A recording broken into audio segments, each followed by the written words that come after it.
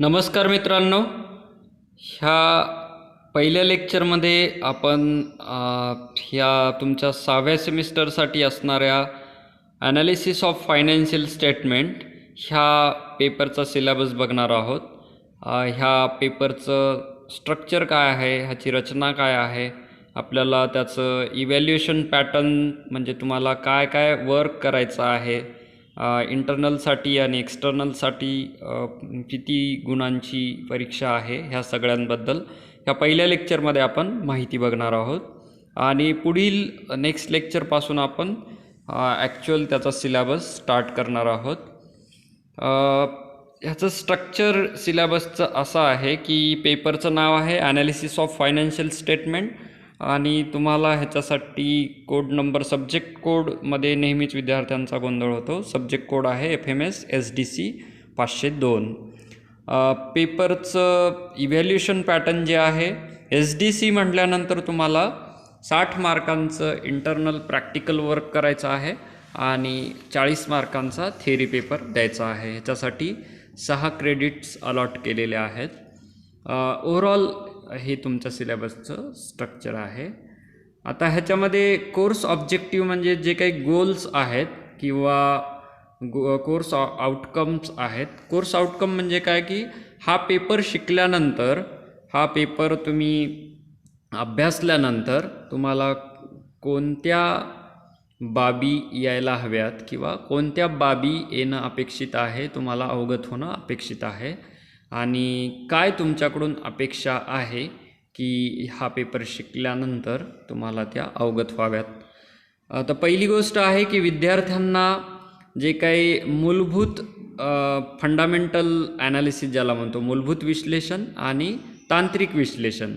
मूलभूत आणि तांत्रिक विश्लेषण ह्या 2 विश्लेषणाच्या शाखा आहेत ज्या की वित्तीय बाजारामध्ये किंवा फायनान्शियल मार्केटमध्ये खूप महत्त्वाच्या आहेत आणि ह्या तांत्रिक आणि मूलभूत विश्लेषणावरतीच एक्सपर्ट लोक जे आहेत तर ते ह्या फायनान्शियल मार्केटचं विश्लेषण करत असतात आणि त्याच्यामध्ये फायनान्शियल मार्केटमध्ये तुम्हाला एक चांगला यशस्वी ट्रेडर ज्याला म्हणू आपण, यशस्वी फायनान्शियल ॲडवायझर म्हणजेच की वित्तीय सल्लागार, किंवा तुम्हाला स्वतः एक चांगला इन्व्हेस्टर, चांगला गुंतवणूकदार जर बनायचं असेल तर तुम्हाला तांत्रिक आणि मूलभूत विश्लेषण म्हणजेच फंडामेंटल आणि टेक्निकल ॲनालिसिस येणं खूप गरजेचं आहे आणि तेच ह्या पेपरमधून तुमच्याकडून अपेक्षित आहे आणि त्या दृष्टीनेच हा सिलेबस तयार केलेला आहे.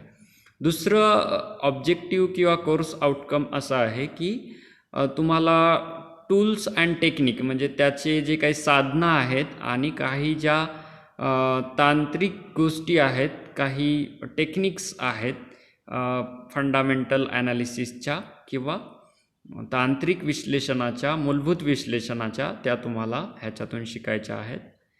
त्यानंतर तुम्हाला वेगवेगळ्या टाईपचे रिपोर्ट विश्लेषण, त्या रिपोर्टचं अहवालाचं विश्लेषण करता येणं अपेक्षित आहे आणि वेगवेगळे वित्तीय जे काही रेशोज आहेत, फायनान्शियल रेशोज आहेत तर ते तुम्हाला ह्याच्यामधून शिकायचे आहेत.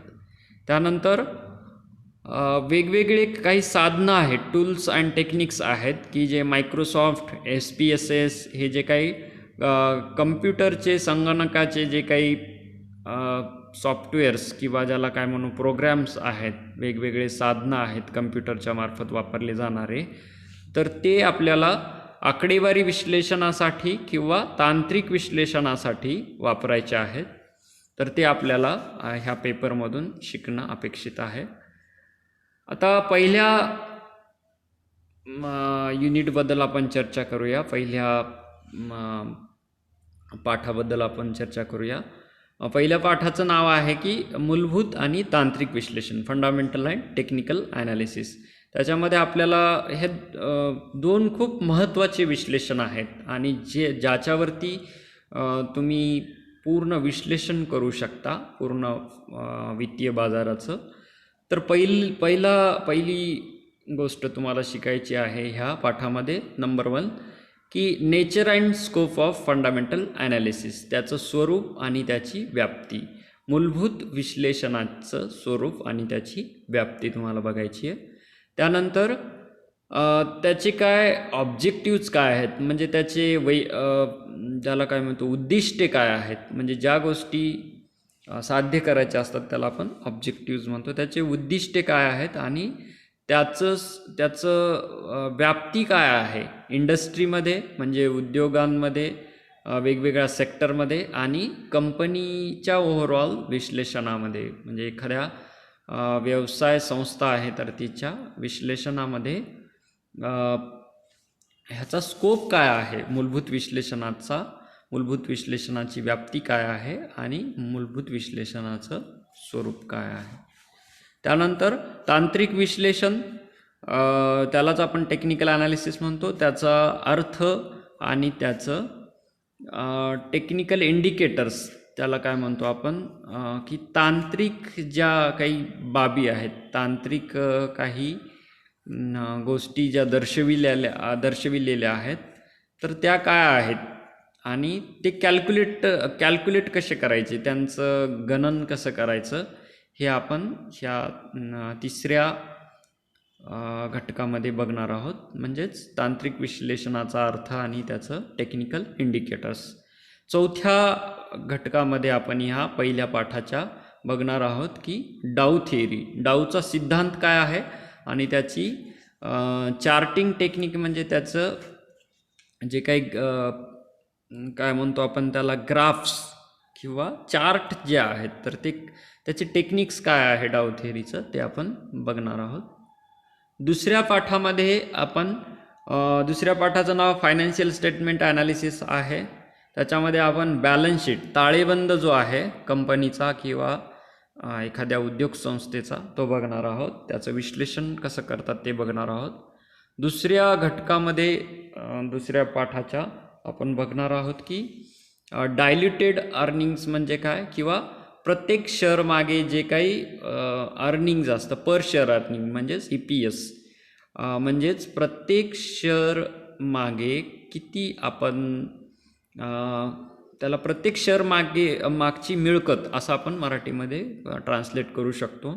आणि त्याचं कॅल्क्युलेशन, त्याचं गणन कसं करतात, त्याचं काढतात कसे ते, त्याचं कॅल्क्युलेशन्स गणितीय पद्धतीने कसं केलं जातं हे आपण बघणार आहोत. डायल्युटेड शेअर्स आणि अर्निंग पर शेअर, त्याला आपण EPS असं शॉर्ट फॉर्ममध्ये सुद्धा म्हणतो. त्यानंतर तिसऱ्या घटकांमध्ये आपण बघणार आहोत की वेगवेगळे वित्तीय रेशोज, फायनान्शियल रेशोज आहेत, तर ते आपण त्याला काय म्हणू आपण वित्तीय गुणोत्तर, वेगवेगळे वित्तीय गुणोत्तर जे आहेत तर ते आपण बघणार आहोत. त्याच्यामध्ये PE रेशो आहे, इंडस्ट्री PE आहे. PE एखाद्या विशिष्ट उद्योग संस्थेचा आणि ती उद्योग संस्था ज्या इंडस्ट्रीमध्ये, ज्या सेक्टरमध्ये समाविष्ट असते त्या सेक्टरचा PE रेशो काय आहे ह्यावरून आपल्याला त्याचं एक गणित कळतं की ह्या कंपनीचं त्या इंडस्ट्रीमध्ये, त्या उद्योग क्षेत्रामध्ये काय स्थान आहे. उदाहरणार्थ समजा सिमेंटची एखादी उद्योग संस्था असेल तर त्या सिमेंट उद्योगामध्ये जेवढ्या काही उद्योग संस्था आहेत तर त्या उद्योग संस्थांच्यामध्ये ह्या विशिष्ट उद्योग संस्थेचं स्थान काय आहे हे आपल्याला PE रेशोवरनं कळतं. सो PE रेशो त्या कंपनीचा आणि त्या उद्योगाचा हे आपल्याला बघायचं आहे आणि त्याचं प्रत्यक्षात उपयोजन म्हणजेच त्याचं ॲप्लिकेशन आपल्याला बघायचं आहे. त्यानंतर चौथ्या घटकामध्ये ह्या दुसऱ्या पाठाच्या आपल्याला बघायचं त्याचं महत्त्व काय आहे, फायनान्शियल स्टेटमेंट ॲनालिसिसचं महत्त्व काय आहे, त्याचा उपयोग किंवा उपयोजन कुठे कुठे केलं जातं आणि त्याच्या समस्या काय आहेत. तर हे आपल्याला चौथ्या घटकामध्ये दुसऱ्या पाठाच्या आपल्याला बघायचं आहे. आता तिसऱ्या पाठाचं नाव आहे analysis of reports and financial ratios, म्हणजे वेगवेगळ्या अहवालांचं विश्लेषण आणि वित्तीय गुणोत्तरे. हे आपल्याला वेगवेगळे वित्तीय गुणोत्तरे रेशोज आहेत ते आपल्याला बघायचे आहेत. तर पहिल्या घटकामध्ये आपल्याला बघायचं आहे की ॲनालिसिस ऑफ कंपनी, एखाद्या उद्योग संस्थेचं विश्लेषण करणं, त्याच्या अहवालाचं, वार्षिक अहवालाचं विश्लेषण करणं आणि त्याचं महत्त्व काय आहे, का हे करायचं सर्व. त्यानंतर ऑडिट म्हणजेच त्याला काय म्हणतो आपण, मूल्यमापन जे केलं जातं, जे काही लेखागार जे आहेत म्हणजे ऑडिटर जे आहेत, तर ते त्याचं विश्लेषण, डायरेक्टर्स म्हणजे संचालकाच्या अहवालाचं जे विश्लेषण आहे ते लेखागार कसे करतात आणि त्याचं महत्त्व काय आहे. आणि तिसऱ्या घटकामध्ये आपल्याला बघायचं आहे की संचालक जो असतो कंपनीचा, डायरेक्टर, त्याचा जो अहवाल असतो त्याचं विश्लेषण कसं केलं जातं आणि त्याची मांडणी किंवा त्याचं सादरीकरण, प्रेझेंटेशन कसं केलं जातं.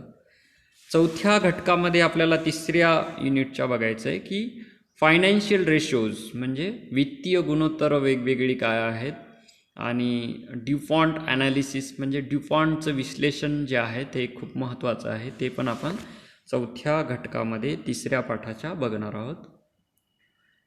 चौथ्या पाठामध्ये आपल्याला बघायचं आहे की tools for financial statement analysis म्हणजे जे काही वित्तीय विश्लेषण आहे त्या वित्तीय विश्लेषणासाठी कोणकोणती साधनं आपण वापरू शकतो, वापरली जातात, ते आपल्याला शिकायचं आहे.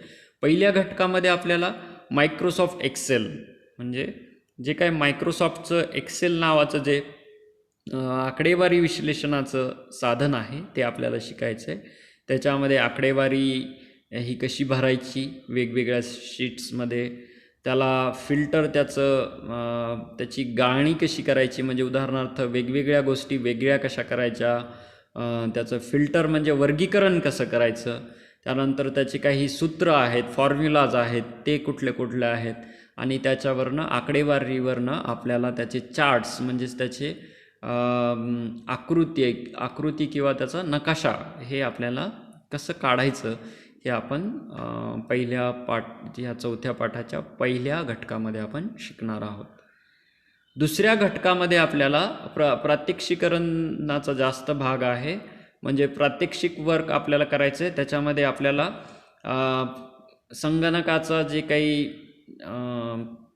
एक्सेल नावाचं जे काही साधन आहे त्याच्यामध्ये आकडेवारी भरून त्या आकडेवारीचं विश्लेषण कसं करायचं हे आपण बघणार आहोत. तिसऱ्या घटकामध्ये आपण SPSS नावाचं जे काही संगणकामध्ये वापरलं जाणार एक सॉफ्टवेअर आहे, तर ते सॉफ्टवेअर आपण त्याच्यामध्ये अभ्यासणार आहोत. त्याच्या वेगवेगळ्या आकडेवारीच्या शीट्स ज्या आहेत त्या बघणार आहोत. ते जे काही चल वापरली जातात त्याला आपण व्हेरिएबल्स असं म्हणतो, ते वेगवेगळ्या प्रकारची चलं आणि त्याची साधनं जे आहेत म्हणजे त्या आकडेवारीचं विश्लेषण करण्याची जी साधनं आहेत, तर त्याचा आपण अभ्यास करणार आहोत. आणि चौथ्या घटकामध्ये आपण प्रात्यक्षिक काही गोष्टी शिकणार आहोत, ते म्हणजेच की SPSSचा वापर कसा करायचा आकडेवारी विश्लेषणासाठी हे आपण शिकणार आहोत. ह्याच्यासाठी तुम्ही पुस्तके जे काय आहेत आणि जे काही अभ्यासाचं जे काही वेगवेगळे सोर्सेस आहेत ते आपण बघणार आहोत. पहिल्यांदा प्रसन्नचंद्र हे खूप छान पुस्तक आहे, इंग्लिशमध्ये आहे, investment analysis and portfolio management. त्यानंतर Fisher and Jordan's portfolio management हे सुद्धा एक पुस्तक आहे. ह्याच्या व्यतिरिक्त आम्ही तुम्हाला नोट्स देणारच आहोत तुमच्या सिलेबसप्रमाणे, परंतु तुम्ही हे आपल्या जास्त एक्स्ट्राच्या वाचनासाठी, जास्तीच्या वाचनासाठी ह्याचा अवश्य वापर करा. हे पुस्तकं बघा. ह्या पुस्तकांमध्ये वेगवेगळ्या प्रकारचं जे काही एक्स्ट्रा ज्ञान आहे, जे अधिकचं जे ज्ञान आहे ते घेण्याचा प्रयत्न करा.